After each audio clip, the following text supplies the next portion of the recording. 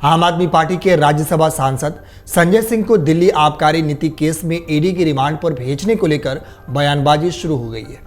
एक तरफ दिल्ली के मुख्यमंत्री और आप के राष्ट्रीय संयोजक अरविंद केजरीवाल ने कहा कि ये सारे मामले झूठे हैं।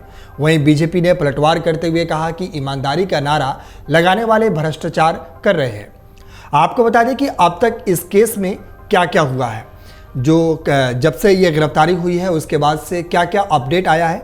दिल्ली की राउज एवेन्यू कोर्ट ने शराब नीति केस में संजय सिंह को गुरुवार को 5 दिनों के लिए प्रवर्तन निदेशालय यानी ईडी की हिरासत में भेज दिया। विशेष न्यायाधीश एम.के. नागपाल ने सिंह को 10 अक्टूबर तक ईडी की रिमांड में भेज दिया ताकि जांच एजेंसी उनसे पूछताछ कर सके।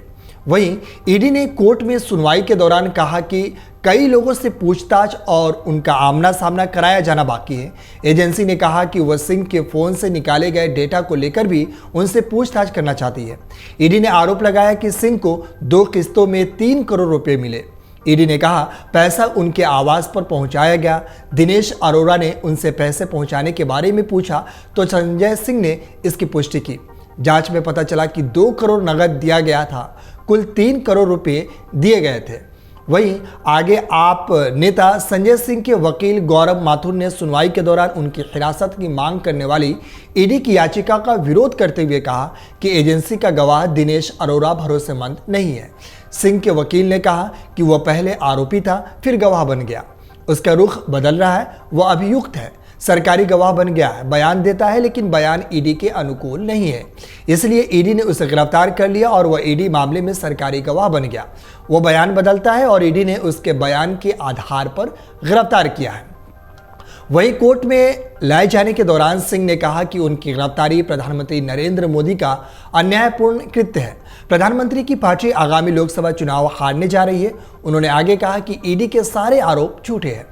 सीएम अरविंद केजरीवाल ने भी बीजेपी पर हमला किया। उन्होंने कहा कि उनकी पार्टी के नेताओं के खिलाफ दर्ज किए गए सभी मामले झूठे हैं और दावा किया गया कि इन मामलों की जांच करना केंद्र और उसकी एजेंसियों के समय की बर्बादी है।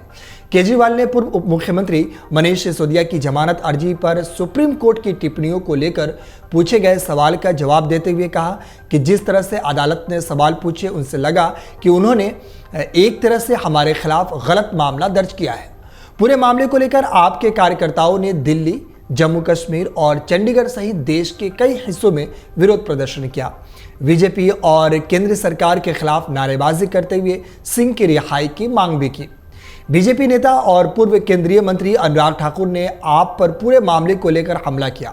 उन्होंने कहा कि इनकी पार्टी के डिप्टी सीएम और स्वास्थ्य मंत्री जेल में हैं।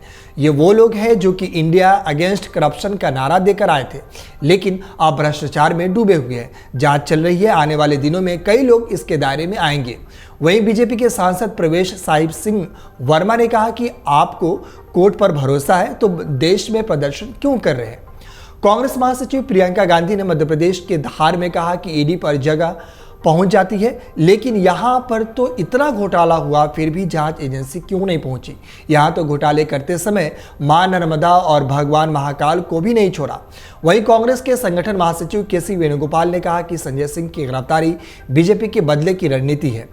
उन्होंने एक्स पर लिखा, आपके सांसद संजय सिंह की गिरफ्तारी बीजेपी के प्रतिशोध की राजनीति को दूसरे स्तर पर ले जाता है। हम उनके साथ पूरी एकजुटता के साथ खड़े हैं। हम ऑल इंडिया किसान सभा के चेयरपर्सन सुखपाल सिंह खैरा और पंजाब के पूर्व डिप्टी सीएम ओपी सोनी की गिरफ्तारी का विरोध करते हैं।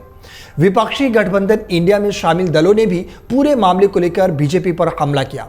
झारखंड के मुख्यमंत्री हेमंत सोरेन ने कहा कि संजय सिंह का नाम ही क्यों ले रहे हैं, बहुत सारे लोगों के नाम लिए जाते हैं और मेरा नाम का जिक्र कर बेनाम संपत्ति के बारे में कहा जाता है। वहीं जेडीयू और आरजेडी सहित कई दल कह चुके हैं कि सिंह पर यह कार्रवाई सरकार के खिलाफ बोलने के कारण हो रही है।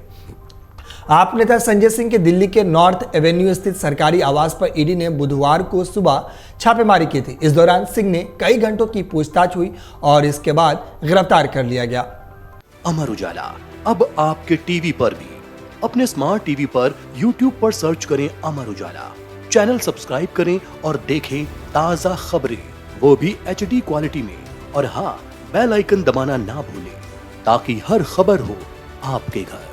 अमर उजाला, निष्पक्ष, निर्भीक, निरंतर।